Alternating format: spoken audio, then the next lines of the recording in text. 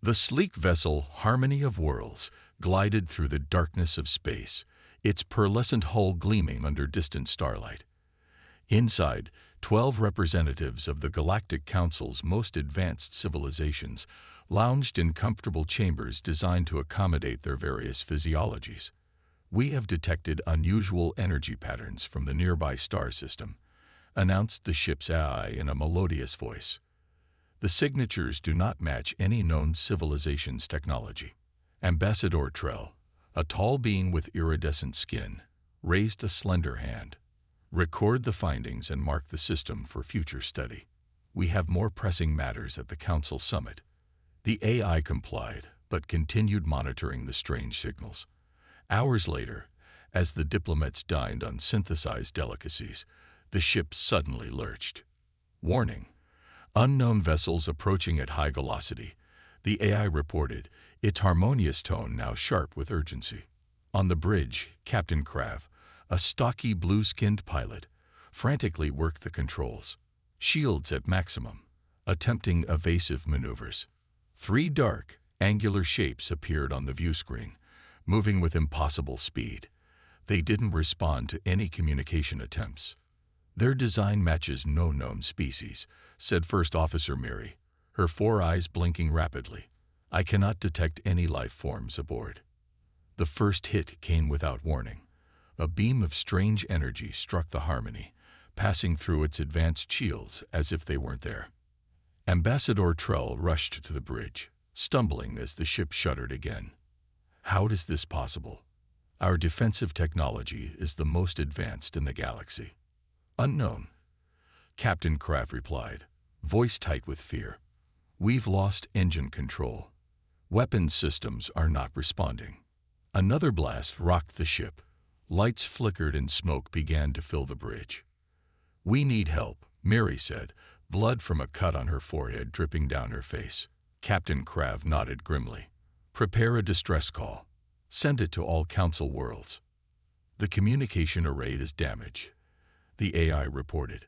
"Long-range transmitters are offline." "Use the emergency beacon," ordered Trell. "It's our only hope."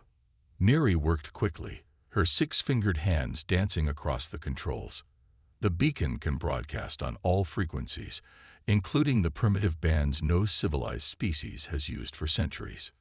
"Do it," Captain Krav commanded as another hit sent a control panel exploding in a shower of sparks. The message was simple: coordinates, a brief description of the attack, and a plea for assistance. It went out across the void, traveling at faster than light speeds through subspace channels monitored by advanced worlds, and also through old radio frequencies, electromagnetic pulses, and other ancient forms of communication that the Council considered obsolete. Through the view screen, they watched as one of the attacking ships extended a strange appendage toward them. "They're cutting through the hull," shouted an engineer. Captain Krav stood tall, facing the inevitable. "May someone hear our call?" The final transmission from the Harmony of Worlds cut off abruptly. In its wake, silence spread across the stars, but not complete silence. The distress call continued to echo, traveling outward in all directions, across all frequencies. Most civilizations had long abandoned monitoring the primitive channels it also broadcast on, considering them technological relics of a bygone era. Except for one young, still developing species on a blue-green planet in an unfashionable arm of the galaxy. A species still savage enough to expect the worst, prepared enough to monitor old frequencies, and just curious enough to listen to the stars. A species called humans. Deep in the mountains of Colorado, the distant signal monitoring station hummed with activity. Most of the equipment was outdated by global standards. Other nations had long ago abandoned these old frequencies for more advanced communication methods. But the United States still maintained this listening post, partly out of tradition, partly out of paranoia.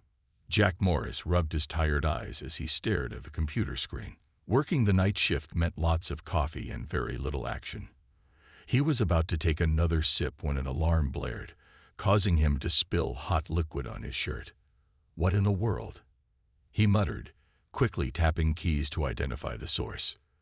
The signal was unlike anything he'd ever seen, structured but alien, repeating on multiple frequencies simultaneously. Most importantly, it contained mathematical patterns that couldn't occur naturally. Jack pressed the emergency button, summoning his supervisor. "This better be good, Morris," grumbled Director Anna Wells as she entered the room, her gray hair disheveled from being woken up. "Ma'am, you need to see this. I think it's a distress call. From space." Wells leaned over his shoulder, skepticism written across her face. But as she watched the signal patterns, her expression changed. "Get me the Pentagon. Now." Within 48 hours, representatives from every major nation gathered at the United Nations. The signal had been decoded enough to confirm its nature, a distress call from a ship under attack, with coordinates pointing to a location 20 light-years away. In the Grand UN Assembly Hall, heated debate filled the air. "This is clearly a hoax," insisted the French delegate. "No spacecraft could reach those coordinates in less than centuries with our current technology." The Russian representative nodded in agreement. "And if it is real, why should we risk human lives for unknown aliens?" Jack Morris, invited as an expert witness, stepped up to the microphone. His voice was steady despite his nervousness. "We have one option that might work," he said. "Project Horizon." Murmurs spread through the hall. Project Horizon was the experimental spacecraft developed jointly by several nations, utilizing theoretical physics that most scientists still considered questionable. It had never been tested for a journey of this magnitude. The Horizon could reach those coordinates in approximately 3 months using the gravity drive. Jack continued. "It's a risk, but someone out there needs help." General Laura Chen, the project's military overseer, stood up. "The Horizon is not combat ready. It's a research vessel with minimal defensive capabilities." "But it's all we have," Jack replied. "And if we wait for something better, whatever sent that signal will be long gone, or dead." The UN Secretary-General called for a vote. Hours of debate followed, with many nations arguing against what they saw as a foolish mission. But in the end, humanity's curiosity and compassion won out by a narrow margin. 2 weeks later, at a secret facility in the Nevada desert, the crew of the UES Horizon prepared for launch. Captain Lisa Reed addressed her team of 30, a mix of scientists, engineers, and a small security contingent. "We don't know what we'll find out there," she said, her voice echoing in the hangar. "But we do know that someone called for help, and we answered. That's what humans do." As the sleek, experimental ship rose from Earth on a column of blue flame, news broadcasts worldwide covered humanity's first official mission beyond our solar system. Many called it reckless, others called it noble. Across the galaxy, the advanced species of the Galactic Council received the distress call on their sophisticated channels. They analyzed it, discussed it in their grand chambers, debated the strategic implications, and ultimately did nothing. The risk was too great, the reward too uncertain. Only the primitive humans, with their outdated technology and impractical emotions, actually went. The UES Horizon cut through the darkness of space, its experimental gravity drive humming with energy that bent the fabric of reality around the ship. Inside, the crew of 30 had settled into a routine over the past 2 months, but tensions remained high. Captain Lisa Reed stood on the bridge, watching the stars streak by on the main view screen. She was young for her position, only 36, but her calm demeanor and quick thinking had earned her this command. She brushed a strand of brown hair from her face and turned to her science officer. "How much longer, Dr. Marcus?" Dr. Tom Marcus looked up from his console. Unlike the captain, he hadn't adjusted well to space travel. His face was pale, and dark circles shadowed his eyes. "The coordinates from the distress signal should be reached in approximately 6 days, Captain, assuming the drive holds." The gravity drive was the source of many arguments on board. The scientific team wanted to run constant tests and adjust parameters, while the military personnel insisted on stable, predictable operation. These disagreements had only grown more frequent as they ventured farther from home. In the mess hall, Security Chief Mike Dawson sat with his small team of 6 soldiers. They were the only armed personnel on board, a fact that bothered Dawson greatly. "I still say we should have brought more firepower," he said, stabbing at his food. "We're heading toward a confirmed attack site with little more than standard rifles." Lieutenant Jen Parker, his second-in-command, shrugged. What good would heavy weapons do against something that could take down an advanced alien ship? Besides, this is supposed to be a rescue mission, not a military operation. "Tell that to whatever destroyed that ship," Dawson muttered. The days passed slowly. In the engineering section, Chief Engineer Ray Wilson worked tirelessly on the drive systems. The gravity drive was pushing far beyond its tested limits, and strange readings appeared with increasing frequency. "We need to reduce power," Ray told Captain Reed during their daily briefing. "The spatial distortions are getting stronger." "Can we still reach the coordinates?" she asked. "Yes, but I can't guarantee what shape we'll be in when we arrive." Reed nodded. "Make the adjustments. I want us in one piece when we get there." On the 6th day, the Horizon dropped out of its gravity field near the coordinates from the distress call. The sudden return to normal space made several crew members ill, but all systems remained functional. Barely. "Scan the area," Reed ordered. The bridge fell silent as Dr. Marcus worked his instruments. The view screen showed only empty space at first, but as the sensors swept outward, objects began to appear. "Debris field detected," Marcus announced. "Metal composition. Unknown. Design clearly artificial. Temperature signatures suggest the destruction occurred approximately 3 months ago." Reed leaned forward. "Any signs of survivors?" "No life signs detected," Marcus replied. "But there's something else. Some of the debris is moving in a non-random pattern. It's being pulled toward that moon." He pointed to a small, cratered satellite orbiting a gas giant in the distance. Security Chief Dawson, who had joined them on the bridge, frowned. "Something's collecting the wreckage." "It appears so," Marcus said. "And based on the radiation patterns, whatever attacked the ship came from that moon." Captain Reeves stood up, her decision already made. "Set course for the moon. Maintain distance, and passive scans only. I want to know what we're dealing with before we make our presence known." As the Horizon moved cautiously forward, Engineer Wilson's voice came through the comm system. "Captain, the drive needs at least 24 hours to cool down before we can use it again. If we need to make a quick exit, we'll have to rely on conventional engines."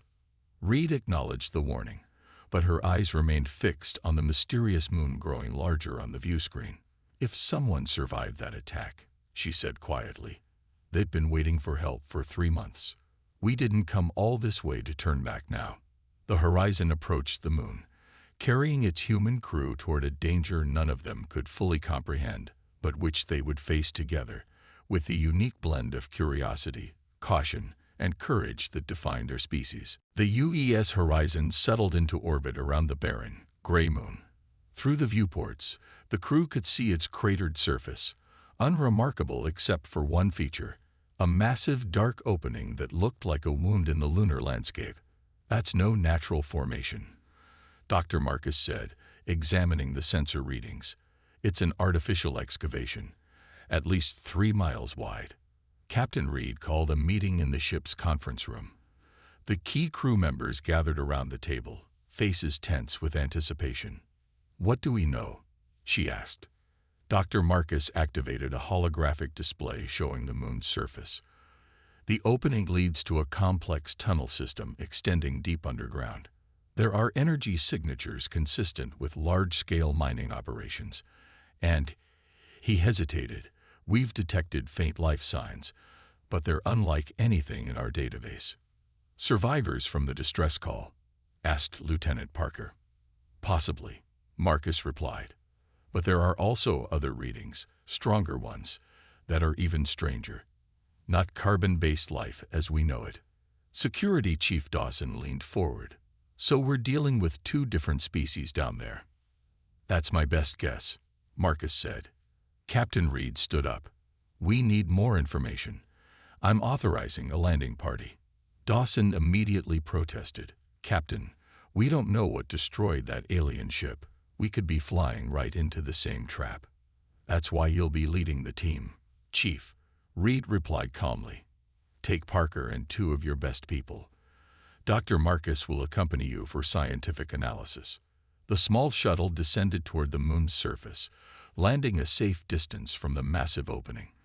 The team stepped out in their environmental suits, weapons ready. The moon had no atmosphere, and their footsteps made no sound as they approached the entrance. "Stay alert," Dawson ordered, his voice tight in their helmet comms. The interior of the tunnel was illuminated by strange, pulsing lights that gave off a sickly green glow.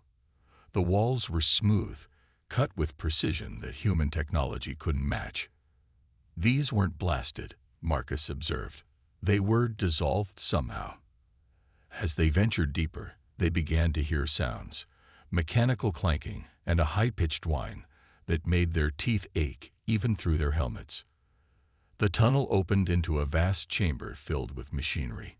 Moving among the equipment were the strangest beings any of them had ever seen, roughly humanoid in shape, but composed of what looked like living crystal.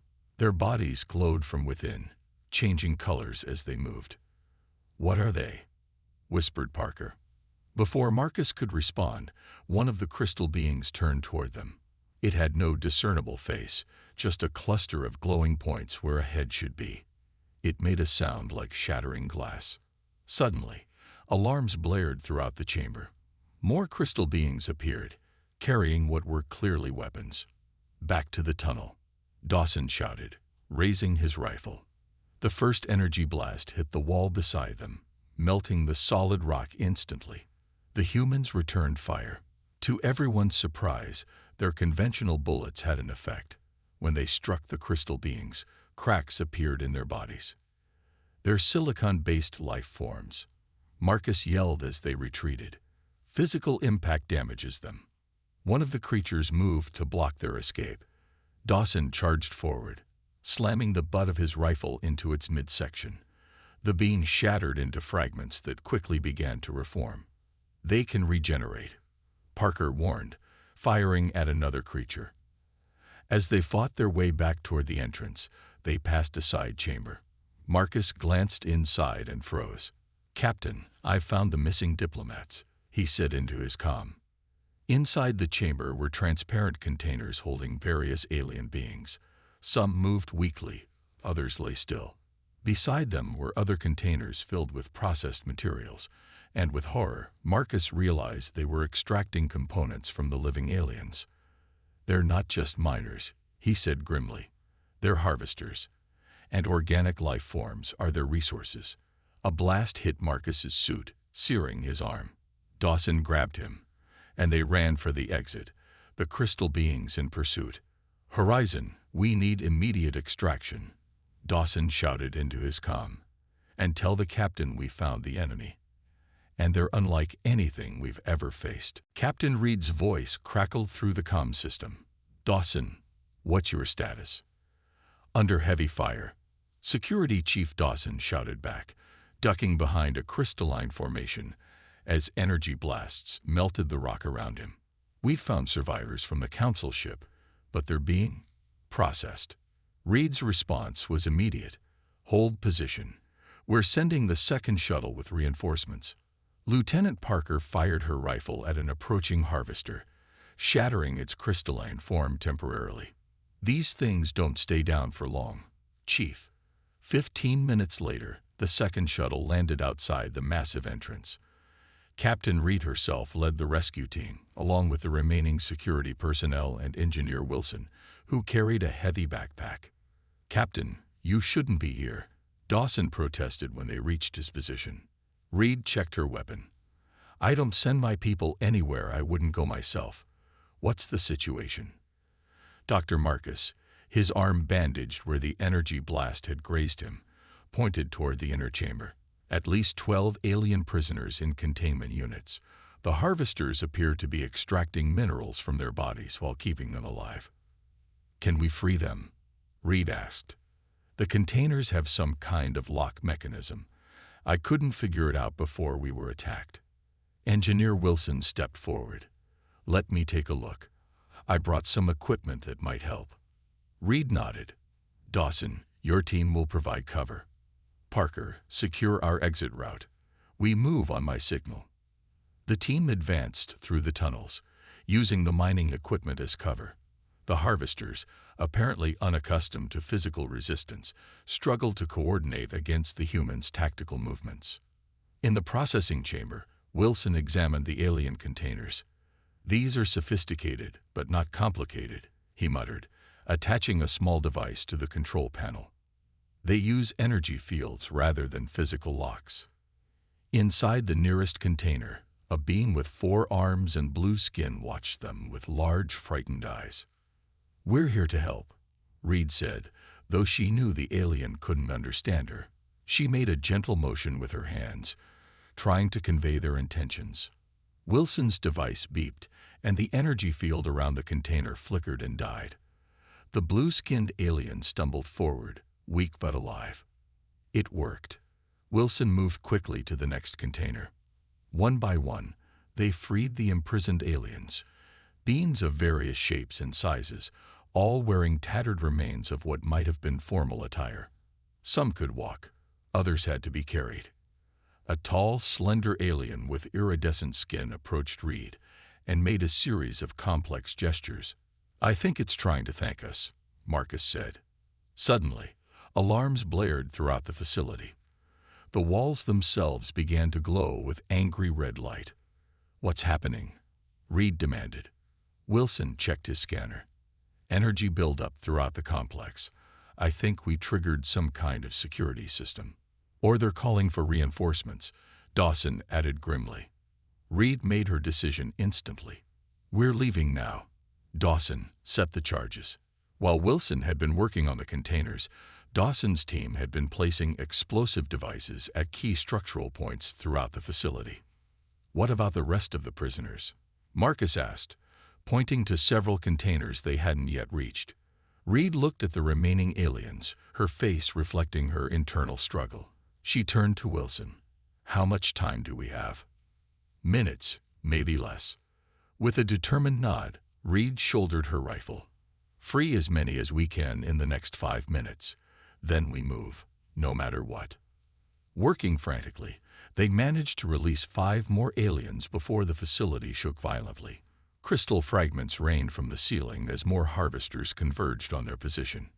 Time's up, Dawson shouted. The rescued aliens, seeing the urgency, helped each other as the humans guided them toward the exit. The tallest alien, the one with iridescent skin, picked up an injured companion without hesitation. As they reached the main tunnel, Reed looked back at the processing chamber where the remaining containers stood, still occupied. Her face hardened. Set the charges for maximum yield, she ordered Dawson.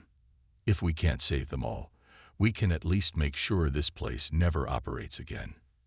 The mixed group of humans and aliens rushed toward the surface, the sounds of pursuit growing louder behind them. The 2 human shuttles lifted off from the moon's surface, engines straining under the extra weight of the rescued aliens. Behind them, the massive mining facility erupted as Dawson's explosives detonated in sequence, sending plumes of dust and debris into the airless void. We've got company, the pilot of the second shuttle shouted over the comm. On the radar screens, multiple signals appeared, rising from different parts of the moon's surface. In the lead shuttle, Captain Reed helped secure the injured aliens. The tall one with iridescent skin touched her arm and made a series of gestures. I think he's trying to warn us about something, Dr. Marcus said, still nursing his wounded arm. Reed's comm unit crackled. Captain, this is Horizon. We're detecting multiple craft launching from the moon. They appear to be pursuit vessels. Understood. Prepare for emergency departure as soon as we dock, Reed replied. And get the medical bay ready for the survivors.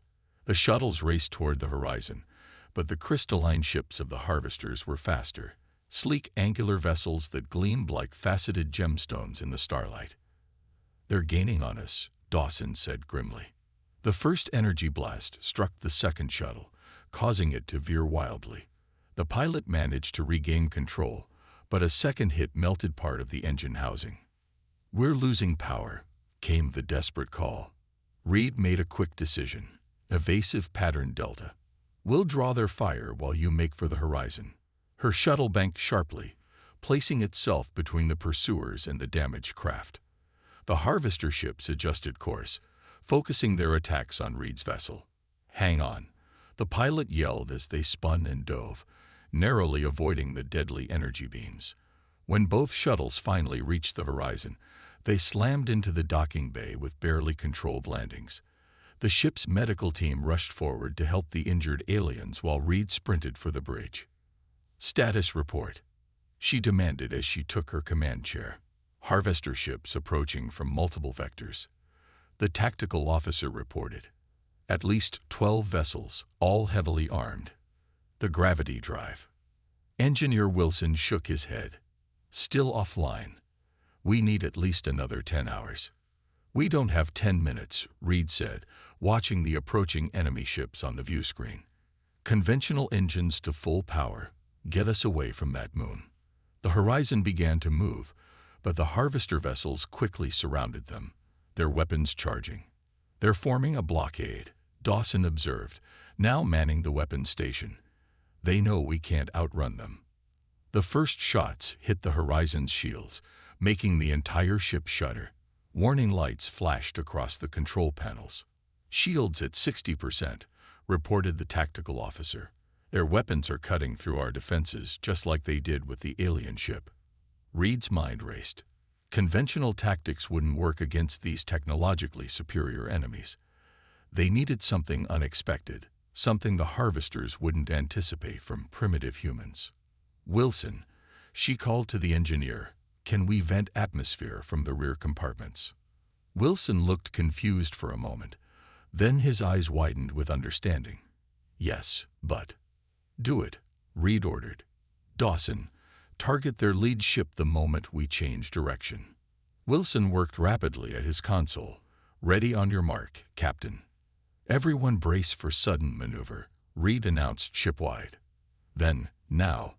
The explosive decompression of the horizon's rear compartments created a powerful thrust in the opposite direction, sending the ship hurtling directly toward the lead harvester vessel. The sudden movement caught the crystalline ships off guard. "Fire," Reed commanded. The horizon's conventional missiles, simple projectiles by galactic standards, struck the lead harvester ship before it could adjust its energy shields. The physical impact cracked its crystalline structure, just as bullets had affected the harvesters themselves. "Direct hit," Dawson shouted. "Their formation is breaking up." Reed leaned forward in her chair. "Target the next 2 ships. Use all remaining missiles." As the battle continued, the rescued aliens watched from the observation deck, their expressions showing a mixture of fear and astonishment. The tall, iridescent one turned to its companions, making those complex gestures again. None of them had expected these primitive humans, with their physical weapons and reckless tactics, to stand any chance against the harvesters. Yet here they were, fighting with a determination that defied all logic. And somehow, against all odds, they were winning. The UES horizon limped through space, battle scars visible across its hull. After their desperate fight against the harvester ships, Captain Reed had ordered a random jump away from the battle zone, putting as much distance as possible between them and the crystal beings. In the ship's conference room, Reed sat across from the alien diplomats they had rescued. After 2 days of recovery, most were well enough to communicate. The ship's computer had been working constantly to translate their various languages. The tall alien with iridescent skin spoke first, its melodious voice translated through the computer system. "I am Ambassador Trell of the Galactic Council," it said. "We owe you our lives, humans of Earth." Reed nodded respectfully. "We responded to a distress call. Anyone would have done the same." A ripple of movement passed through the assembled aliens, something like laughter, Reed guessed. "That is precisely what you do not understand, Captain," said another alien, a stocky blue-skinned being. I am Captain Krav. My ship broadcast that distress call across all frequencies in desperation. No council species responded. Reed frowned. But surely your own people would have sent help. Trell's skin changed color slightly, showing darker patches that Reed interpreted as embarrassment. The council operates by consensus and careful analysis. The unknown nature of the attack made any rescue attempt too risky by our standards. It would have been illogical to endanger more lives. The human crew exchanged glances.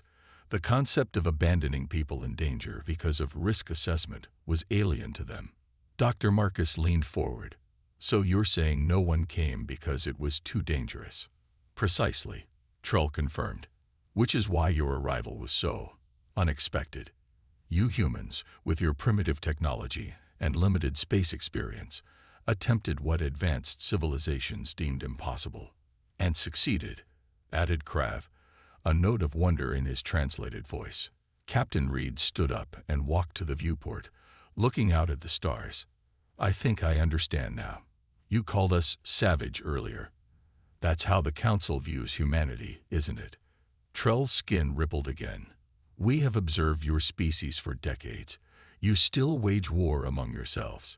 You rely on physical weapons rather than energy manipulation.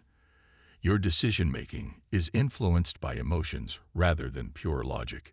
The alien paused. By Council standards, these traits are considered undeveloped. Security Chief Dawson laughed without humor. Those undeveloped traits just saved your lives. Yes, Trell agreed, surprising them. And this has forced us to reconsider many things. The alien rose and approached Reed. It was taller than any human, with graceful movements that made it seem to float rather than walk. Captain, the Harvesters are a silicon-based life form that views organic life as resources to be harvested. They have existed at the edges of known space for millennia, but we believe them contained. Their weapons and tactics were unfamiliar to us, designed to counter our advanced technology, but not designed to counter bullets and explosives, Dawson noted with satisfaction. Or human unpredictability, added Krav. No Council species would have vented atmosphere to change trajectory in battle. It would be considered wasteful. Reed turned back to face the aliens. So what happens now? Ambassador Trell's skin glowed brighter. The Council must be informed of the Harvester threat and of humanity's role in our rescue. I will recommend that Earth be offered immediate membership in the Galactic Council. Murmurs spread through the human crew. This was far beyond their mission parameters. Is that usual? Reed asked. Earth barely has interstellar capability. It is unprecedented, Trell admitted. But these are unprecedented times. The Council needs what humanity possesses: courage, adaptability, and the willingness to risk everything to save others, even those you do not know. Reed looked around at her crew. Scientists, soldiers, engineers, all working together despite their differences. She thought of Earth, with all its conflicts and challenges, yet still capable of uniting to answer a cry for help from the stars. We would be honored to join the Council, she said finally, but as equals, not as junior partners or savages to be civilized. Trell extended all four of its slender arms in what the translator identified as a gesture of highest respect. Not as savages, Captain Reed, the alien said, but as teachers. You have much to show us about what truly matters in this dangerous universe. As the Horizon set course for Earth, carrying its human crew and alien guests, a new chapter in galactic history had begun, one where humanity's so-called primitive traits would prove to be their greatest strength.